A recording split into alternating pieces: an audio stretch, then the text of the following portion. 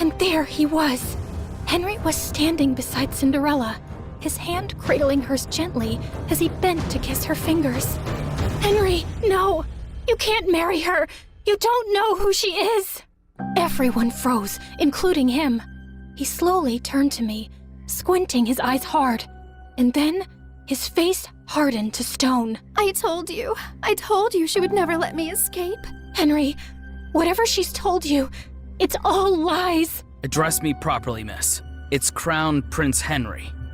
Okay, Crown Prince Henry, you cannot marry that two-faced witch.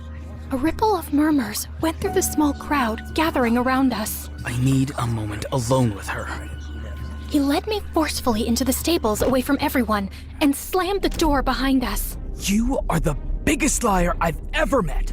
All the time you whined about your perfect stepsister replacing you when it was just a poor, abandoned girl that you and your family made your slave? I felt like he'd slapped me in the face. She didn't even dare tell me her name yesterday at the ball. She said she sneaked away because she wasn't allowed to exist freely, not even for a night. Then she ran away before I could even ask who she was.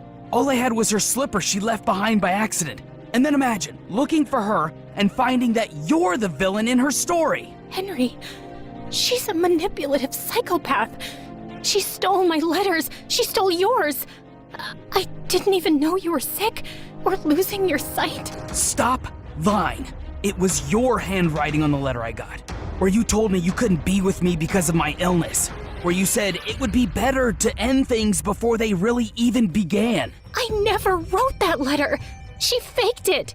I think she always knew about us right from the start. Are you really so twisted that you think she plotted all this? So according to you, she intercepted our letters, forged your handwriting, and had been spying on us all along just to ruin things between us one day? I know it sounds crazy, but it's true.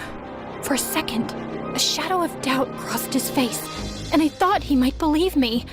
But then, his jaw tightened. No, you didn't want me. And now you just don't want her to have me either. My heart felt like it would explode. You met her last night. How can you marry someone you don't even know? As if time is a guarantee of anything. I knew you for much longer, but it turns out I didn't know you at all. She knows about my ailment, and she accepted me as I am. And even though I've lost most of my sight now, when I look at her, she glows like an angel. She's kind and beautiful and good. I know she will save me, and I will save her from you. As he started walking away, I felt something break inside me, like a monster being unleashed. Maybe it's a blessing you're going blind, Henry. I hope it happens faster for your sake. It's better if you're spared from seeing the snake you're marrying, or the fool you've become. And I wouldn't have married you anyway. A blind fool is no prince, only a burden. Mind your tongue when speaking to your prince. And if you ever cross my path again, I will have you exiled. I walked out after him and watched from a distance as he took Cinderella's hand, lifted her into the royal carriage, and rode away, taking every dream I'd ever dared to have with him. What was it that Henry had called me? Ah, yes, the villain in Cinderella's story, and that she would save him and he would save her from me. Yes, her beauty was so bright, it even enchanted an almost blind man. It made everyone else look ugly. I calmly stepped over to the oil lamp and knocked it over. Then I stood back and watched as the flames ran up the curtains, licked up the walls, ate up her belongings, gobbled up all her lies. The whole room blazed, and it felt good. The fire spread faster than I'd expected. The house was old, and the walls were bone dry.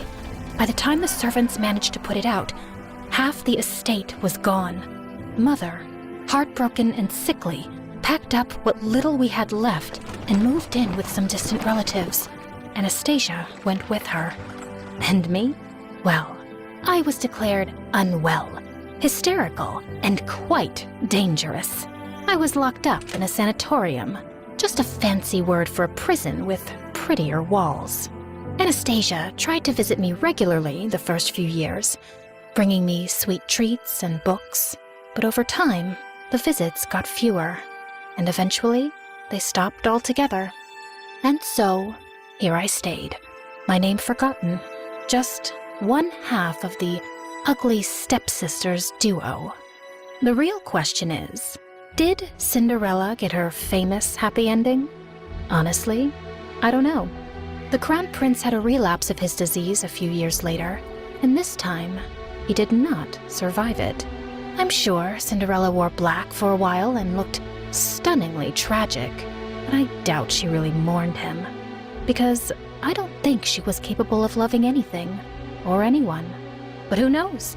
Maybe she lived happily ever after anyway, bedecked in jewels and finery, admired and beloved by the people, and with a whole castle to scrub to sparkling perfection. Anyway, this is how my story ends. It's so depressing, isn't it? But don't worry. This version won't stick, because no one really wants the truth. Not when the truth is ugly and the liar is beautiful. Honestly, Perplexity has made my daily life so much easier. Need cooking recipes? Got it. Stuck on assignment? Not when the truth is ugly and the liar is beautiful.